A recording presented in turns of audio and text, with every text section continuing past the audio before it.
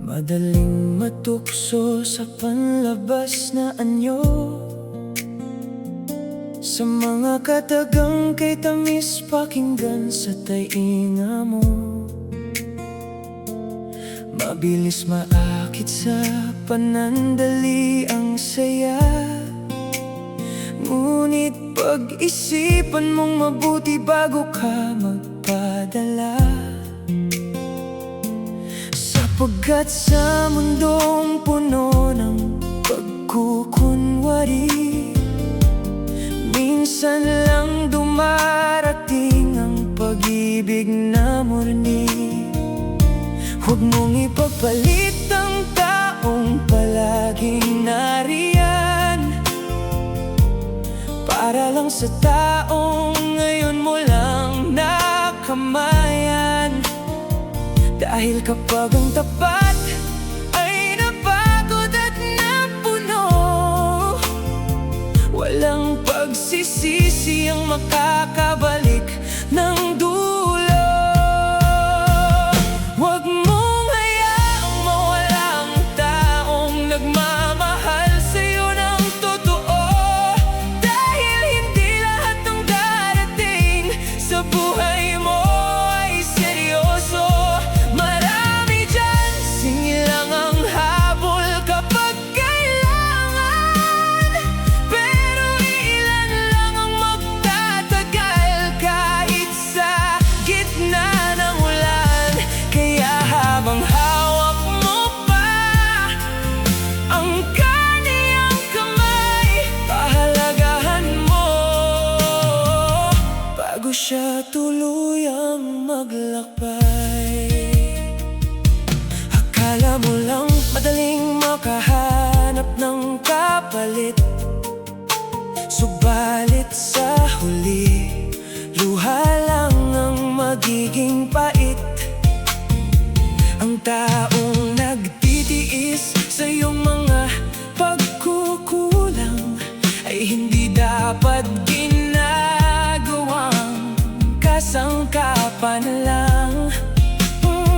Madaling maging masaya kapag maayos ang lahat, pero sino ba ang nanatili noong di ka pa sapat? Huwag mong ipagbalit ang taong palaging nariyan, para lang sa taong ngayon mo lang nakamayan. Dahil kapag ang tapat ay napagod at napuno, walang pagsisisi ang makakabalik ng dulo.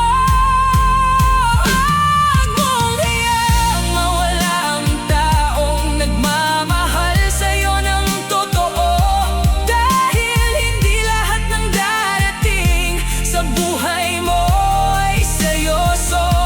Marami dyan, singil lang ang habol kapag kailangan, pero ilan lang ang magtatagal kahit sa gitna ng ulan. Kaya habang hawak mo pa ang kaniyang kamay, pahalagahan mo bago siya tuluyang maglakbay. Masakit gumising sa umagang wala na siya, saka mo lang maiisip ang kanyang halaga. Kapag ang pinto ay tuluyan ang nagsara,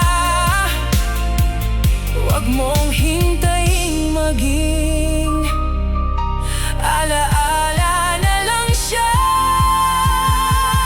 Huwag mong hayaang mawala ang taong nagmamahal sa'yo ng totoo, dahil hindi lahat ng darating sa buhay mo ay seryoso. Marami dyan,